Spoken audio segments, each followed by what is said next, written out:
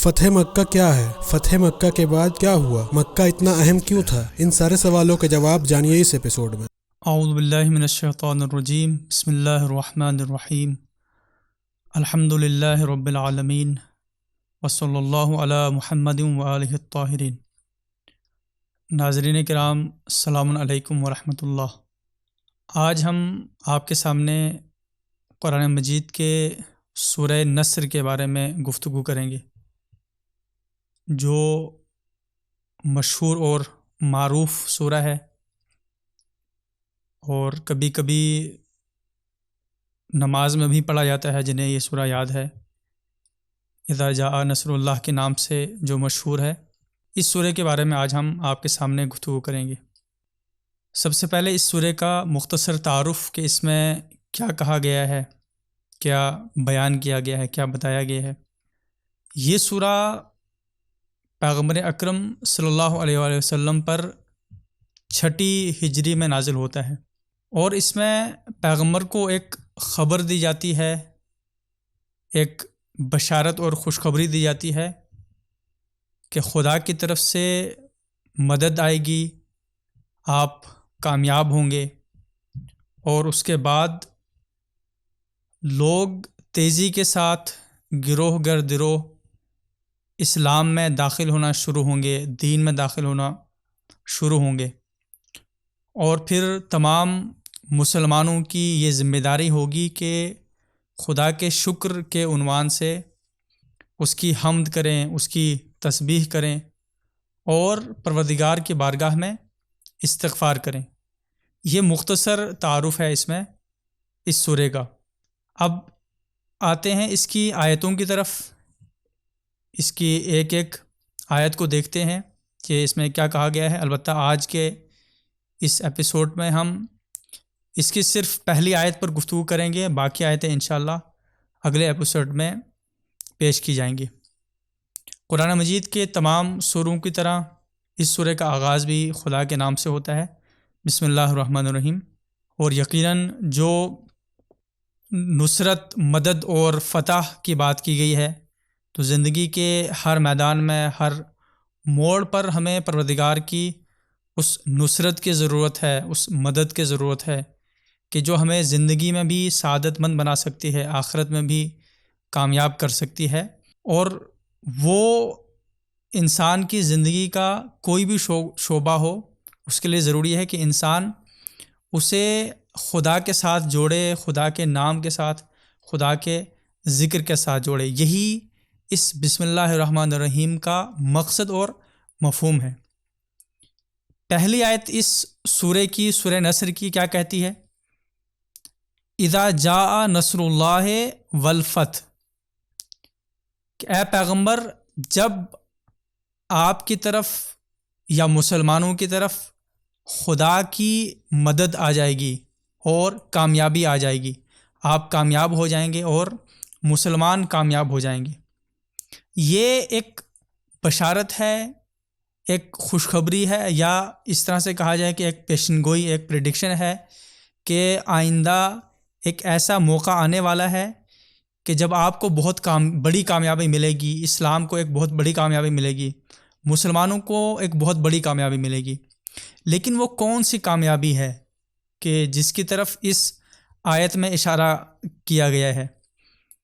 اور اس طرح سے پیغمبر سے کہا جا رہا ہے کہ آپ کو ایک بڑی کامیابی ملنے والی ہے، آپ اس کا انتظار کریں۔ مفسرین اس کے بارے میں کہتے ہیں کہ یہ فتح مکہ کی طرف اشارہ ہے۔ یہ کامیابی جس کی خبر دی جا رہی ہے وہ فتح مکہ ہے، کہ جو اس سورہ کے نازل ہونے کے 2 سال کے بعد واقع ہوتی ہے۔ پیغمبر اکرم ہجرت کر چکے ہیں، تقریباً 6 سال گزرنے کے بعد یہ سورہ نازل ہوتا ہے، خوشخبری دیتا ہے۔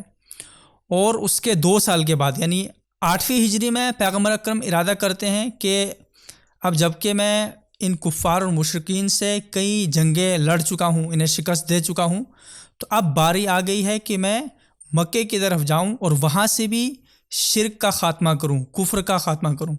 اور اسلام کو مکے کے اندر نافذ کروں۔ لہٰذا اس کے لیے پیغمبر اکرم 10,000 افراد کی ایک فوج بناتے ہیں اور مکے کی طرف چل پڑتے ہیں۔ مکے کے قریب پہنچنے کے بعد مکے کے باہر آپ پڑاؤ ڈالتے ہیں اور اس کے بعد اپنے چچا حضرت عباس ابن عبد المطلب کو بھیجتے ہیں مکے والوں کے پاس کہ آپ جائیے ان کے پاس اور ان کے ساتھ گفتگو کیجئے، مذاکرات کیجئے اور ان سے کہیے کہ وہ سرنڈر ہو جائیں، تسلیم ہو جائیں، تاکہ بغیر کسی خون خرابے کے، بغیر کسی لڑائی کے ہم مکے کے اندر داخل ہو جائیں۔ پیغمبر اکرم کے چچا ابو سفیان کے پاس آتے ہیں اور اس سے کہتے ہیں کہ محمد اللہ کے رسول ایک بہت بڑا لشکر لے کر آئے ہیں، اور پھر اسے ابو سفیان کو مکے کے ایک ٹیلے کے اوپر لے کے جاتے ہیں جہاں سے وہ لشکر پورا نظر آتا ہے، اسلام کا لشکر۔ وہ دکھاتے ہیں اسے، ابو سفیان اس لشکر اسلام کو اور اس کی تیاری کو دیکھ کر خوف زدہ ہو جاتا ہے، ڈر جاتا ہے اور ان سے التجا کرتا ہے حضرت پیغمبر اکرم کے چچا عباس سے کہ آپ جو ہے وہ سفارش کیجئے اپنے بھتیجے کے پاس جا کر، ہم سرنڈر ہونے کے لیے تیار ہیں، بلکہ ہم اسلام لانے کے لیے بھی تیار ہیں۔ حضرت عباس بن عبد المطلب پیغمبر اکرم کے پاس آتے ہیں اور ان کو پوری رپورٹ دیتے ہیں کہ وہ لوگ سرنڈر ہونے کے لیے تیار ہیں، لہٰذا آپ آسانی کے ساتھ مکے کے اندر داخل ہو سکتے ہیں۔ یہ پورا لشکر پیغمبر اکرم کے ساتھ مکے کے اندر داخل ہوتا ہے اور اس کے بعد مکے والے سرنڈر کر دیتے ہیں۔ پھر سب سے پہلا کام جو پیغمبر اکرم یہاں پر آ کر انجام دیتے ہیں وہ یہ کہ خانہ کعبہ سے بتوں کو پاک کرتے ہیں، خانہ کعبہ کو بتوں سے صاف کرتے ہیں۔ وہاں پر خانہ کعبہ کے اندر، خانہ کعبہ کے باہر یا اس کی چھت کے اوپر چھوٹے چھوٹے اور بڑے بڑے بت رکھے ہوتے تھے۔ سب سے پہلے پیغمبر مولا علی اور ان کے دوسرے ساتھی مل کر ان بتوں کو وہاں سے باہر نکالتے ہیں اور اس خانہ کعبہ کو پاک کرتے ہیں۔ اور سب سے بڑا بت جو اس خانہ کعبہ کی چھت کے اوپر تھا، جسے حبل کہا جاتا تھا، جس پر یہ مکے کے مشرکین، یہ قریش بڑا فخر کیا کرتے تھے، جو کافی اونچائی کے اوپر تھا، پیغمبر اکرم مولا علی کو اپنے کاندھوں پر چڑھاتے ہیں اور مولا علی اس بت کو خانہ کعبہ کی چھت سے نیچے گراتے ہیں۔ اور پھر اس وقت مفسرین کہتے ہیں کہ یہ آیت نازل ہوتی ہے، سورہ اسراء کی یہ آیت کہ جس میں کہا گیا ہے قُلْ جَاءَ الْحَقُّ وَزَهَقَ الْبَاطِلُ إِنَّ الْبَاطِلَ كَانَ زَهُوقًا، کہ حق آ گیا اور باطل چلا گیا، کہ باطل کو ہر حال میں جانا ہی تھا۔ اور پیغمبر اکرم بلند آواز کے ساتھ یہ آیت پڑھتے ہیں، انہیں بلند آواز میں یہ آیت سناتے ہیں کہ اب یہاں سے باطل کا خاتمہ ہو گیا ہے اور حق اس کی جگہ پر آ گیا ہے۔ لیکن اب مکے والوں کے لیے یہ سوال ہے کہ پیغمبر ہمارے ساتھ کیا کریں گے، چونکہ یہ وہی مکہ ہے کہ جہاں پر پیغمبر اکرم نے نبوت کے اعلان کے بعد 13 سال گزارے ہیں، وہ بھی بہت زیادہ تکلیفوں میں، اذیتوں میں۔ یہی مکے والے ہیں کہ جنہوں نے پیغمبر کو ستایا ہے، طرح طرح سے تکلیفیں دی ہیں، پیغمبر کا اور مسلمانوں کا بائیکاٹ کیا ہے، فائنینشیل بائیکاٹ، سوشل بائیکاٹ، یہاں تک کہ پیغمبر کو بدنام کیا ہے، جادوگر کہا ہے، دیوانہ کہا ہے، اور مختلف طرح کی اذیتیں پیغمبر کو دی ہیں۔ 13 سال یہ مکے کے مشرک، مکے کے کافر پیغمبر اکرم کو ستاتے رہے، اور اب ان کے ذہنوں میں شاید یہ بات ہے کہ پیغمبر کے پاس اب موقع ہے کہ وہ ہم سے اپنا بدلہ لیں۔ اور ممکن ہے کہ بہت سے مسلمان بھی شاید یہی چاہتے ہوں، جیسا کہ اسی وقت روایتیں بتاتی ہیں، تفسیریں بتاتی ہیں کہ اسی وقت ایک شخص کھڑا ہوتا ہے اور یہ اعلان کرتا ہے الیوم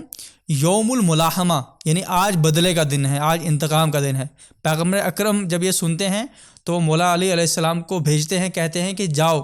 لوگوں سے، مکے والوں سے کہو کہ الیوم یوم المرحمہ، آج بدلے کا دن نہیں ہے، انتقام کا دن نہیں ہے، بلکہ رحمت کا دن ہے۔ چونکہ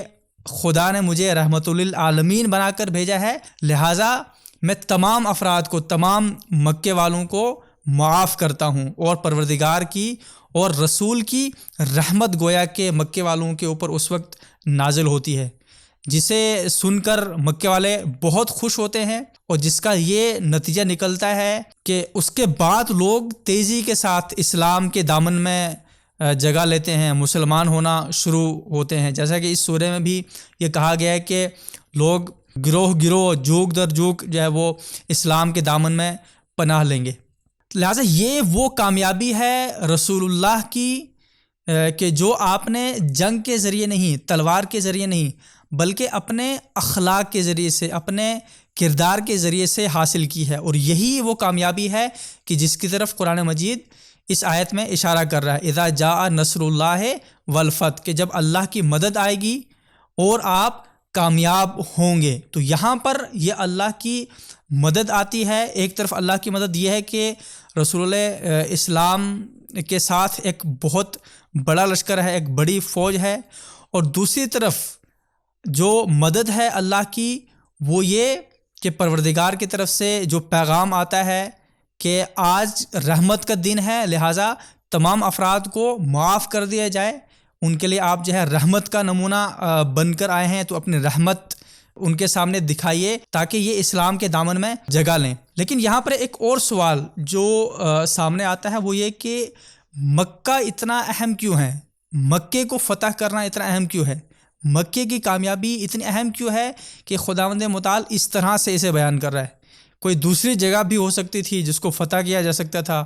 اور اس پر بھی جو ہے خوشی منائی جا سکتی ہے، اس پر بھی جشن منایا جا سکتا تھا۔ یہاں پر مفسرین نے مختلف نکات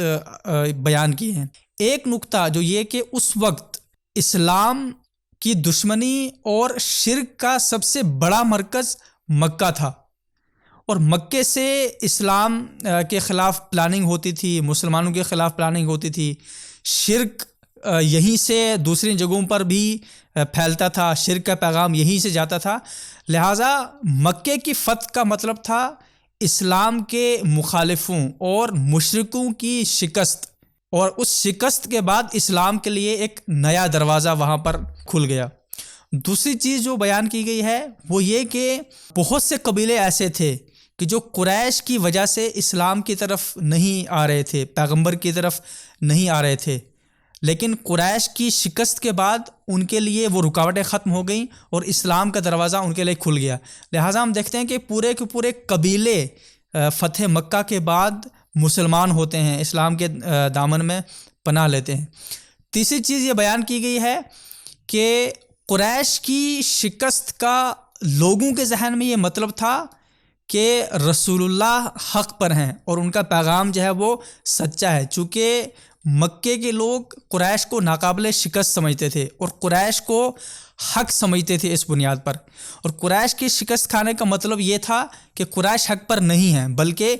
ان کے مقابلے میں جو ہے جس نے انہیں شکست دی ہے، جو کہ پیغمبر اسلام ہے، جو کہ اسلام ہے، وہ حق پر ہے۔ لہٰذا مکے والوں کو اس سے یہ میسج ملتا ہے اور وہ اسلام کی طرف آنا شروع ہوتے ہیں، وہ جو تصور تھا قریش کے بارے میں وہ ختم ہو جاتا ہے۔ چوتھی چیز جو بہت اہم ہے وہ یہ کہ مکہ ایک مرکزی جگہ تھی، ایک مرکزی شہر تھا، اسے ام القریٰ کہا جاتا تھا، یعنی تمام شہروں کا مرکز، کہ جہاں پر تاجر آیا کرتے تھے، دوسری جگہوں کے جو پورا جزیرہ عرب تھا اس کے لوگ مکہ آیا کرتے تھے زیارت کے لیے، خانہ کعبہ کی طرف حج کے لیے آیا کرتے تھے، یا دوسرے جو ان کے معاملات ہوتے تھے اس کے لیے یہاں پر آیا کرتے تھے۔ اور اس کے مرکز ہونے کی بنیاد پر اسلام کی تبلیغ، اسلام کی ترویج اور اسلام کے پرچار کے لیے سب سے اہم جگہ یہ تھی۔ اس لیے ہم دیکھتے ہیں کہ مکے سے اسلام کا پیغام بہت تیزی سے پھیلا ہے اس فتح کے بعد۔ لہٰذا پیغمبر اکرم آتے ہیں، مکے کو فتح کرتے ہیں، اور اس کے بعد اسلام کا پیغام یہاں سے اپنے نمائندوں کے ذریعے سے، اپنے افراد کے ذریعے سے پورے جزیرۃ العرب میں پھیلاتے ہیں۔ تو یہ ہمارے آج کی گفتگو تھی قرآن مجید کی سورہ نصر کے اس پہلی آیت کے بارے میں، کہ جس میں پیغمبر کو یہ بشارت دی گئی تھی کہ عنقریب آپ اللہ کی مدد آپ کی طرف آئے گی اور آپ کامیابی حاصل کریں گے۔ وہ کامیابی یہی فتح مکہ تھی۔ پروردگار ہم سب کو زندگی کے تمام مرحلوں میں اپنی نصرت سے بہرہ مند فرمائے، اور ہم اپنی زندگی میں بھی اور اس آخرت کی زندگی میں بھی کامیاب اور سعادت مند ہوں۔ وصلی اللہ علی محمد وآلہ الطاہرین۔ ہم آپ سے گزارش کرتے ہیں کہ اس چینل کو آپ ضرور سبسکرائب کریں اور اپنے فرینڈز کے ساتھ ان ویڈیوز کو ضرور شیئر کریں۔